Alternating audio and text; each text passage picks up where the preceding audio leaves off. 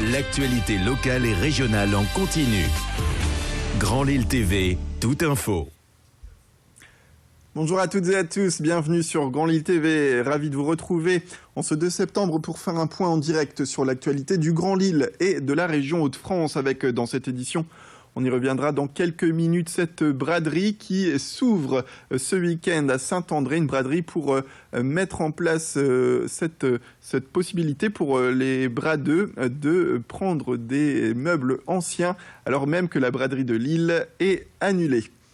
Et d'abord l'information du jour en bref avec la métropole européenne de Lille qui a été déboutée hier dans sa demande en référé d'expulsion des migrants du parc des Aulieux où près de 130 jeunes migrants dans ce quartier de Lille-Moulin ont pris place depuis plus d'1 an.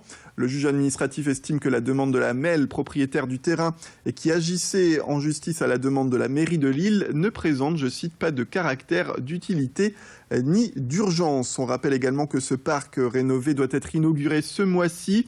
Pour le moment, la MEL ne s'est en tout cas pas prononcée sur son pourvoi en cassation. L'autre information également, ce sont ces 6 jeunes de 17 à 21 ans originaires de Roubaix qui sont en ce moment même incarcérés en Turquie. Ils sont accusés d'attouchement sur une adolescente de 16 ans. Les faits se seraient passés dans la nuit du 23 au 24 août dernier à l'hôtel de la station balnéaire de Bodrum. Les auteurs aujourd'hui clament leur innocence et parlent aujourd'hui de rapports consentis. Une enquête est en tout cas ouverte. Et l'image de la rentrée à découvrir aussi sur votre chaîne, c'est cette rentrée hier matin pour les élèves de France et les jeunes de la métropole qui n'ont pas échappé à la fin des vacances d'été. À Chéran, une petite commune de 3000 habitants, 131 élèves ont repris la classe à l'école Jules Ferry avec déjà un retour à une certaine réalité. La nouvelle directrice est arrivée, une classe supplémentaire également, mais aussi un dispositif de sécurité renforcé qui attendent les élèves. Désormais, les grilles resteront verrouillées en dehors des heures d'entrée et de sortie, comme dans beaucoup d'établissements en France. Clotilde Leguévac assiste en tout cas à cette journée lancée dans un contexte particulier, mais avec toujours cette note positive, celle de retrouver les enfants dans les classes. Nous sommes très heureux en tant qu'élus d'ouvrir une nouvelle classe. Ça prouve le dynamisme de notre village à accueillir de jeunes familles avec des enfants relativement jeunes, de façon à pouvoir agrémenter la vie du village et amener également des effectifs à nos différentes associations. Au dynamisme du village, où il fait bon vivre, les gens souhaitent venir vivre au village. Nous sommes proches de la grande métropole, que ce soit Lille, Roubaix, Tourcoing, ou même Tournai, de l'autre côté de la frontière. Et cela, je dirais, est très recherché, même si, pour certaines familles, il faut bien le reconnaître, les prix ne sont pas facilement abordables. Mais la preuve, malgré tout, certaines familles trouvent les moyens de venir s'intégrer chez nous et nous ne pouvons que nous en réjouir. Je vais travailler et dormir. Du travail. Du travail. C'est une nouvelle école et c'est un peu dur. Voilà, une nouvelle année scolaire qui commence pour ces enfants de la métropole et de France même.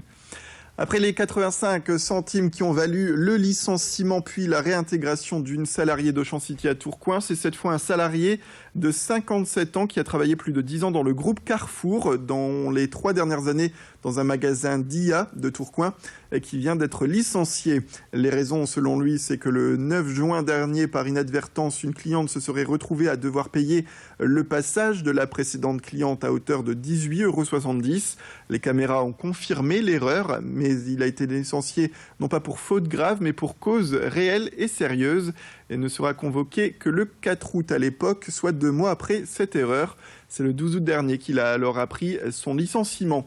Pour Franck et son avocat, maître Capopoulos, sans oublier la CGT de Tourcoing, cette erreur est en fait un prétexte pour le licencier, car il serait proche de la retraite, alors même que le groupe Carrefour allait céder des magasins, dont le sien, et qu'il devrait être reclassé.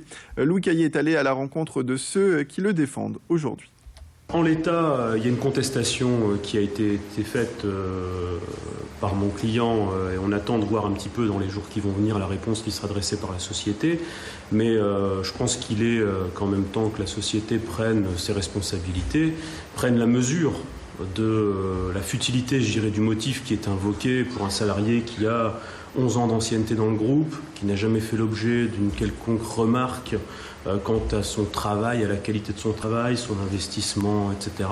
Et qu'on retrouve aujourd'hui à 57 ans licencié pour une malheureuse erreur. Je dis bien erreur. On ne verra pas cette année les centaines d'antiquaires à l'esplanade de Lille à l'occasion de la braderie. Pour des raisons de sécurité, elle a été annulée, on le rappelle. Mais les brocanteurs ont décidé de ne pas se résigner et vont quand même déballer tous leurs trésors. C'est au village de Saint-André, endroit où de nombreux antiquaires professionnels vendent toute l'année, qui a décidé d'organiser donc sa propre braderie dans les rues. Une centaine d'exposants, tous professionnels confondus, déballent donc depuis quelques jours leurs affaires. L'objectif est de retrouver l'esprit et l'ambiance de cette braderie de Lille. Les visiteurs d'ailleurs pourront chiner mais aussi se restaurer sur place. Une friterie sera installée au cœur du village et proposera même des pâtes carbonara avec la célèbre bière de la braderie. La majorité des stands seront prêts à recevoir le public ce vendredi, ce matin et ce week-end, avec des ouvertures samedi à 5h du matin. Un rendez-vous donc à ne pas louper pour les amateurs de meubles anciens. Je vous propose tout de suite d'écouter l'un des professionnels du secteur au micro de Céline Nuret. On a décidé de faire cette braderie de Lille parce que tout le monde avait un coup au moral, comme quoi la braderie était annulée. Aussi pour nous rattraper notre chiffre d'affaires. On va donc exposer des nouvelles choses, mettre tout en place comme à la braderie de Lille. Ça va faire venir beaucoup de monde et je pense que ça fera plaisir à beaucoup de gens de pouvoir enfin pouvoir quand même faire une braderie. Venir chiner des belles choses et dans une bonne ambiance, une ambiance sympa avec le soleil, on l'espère.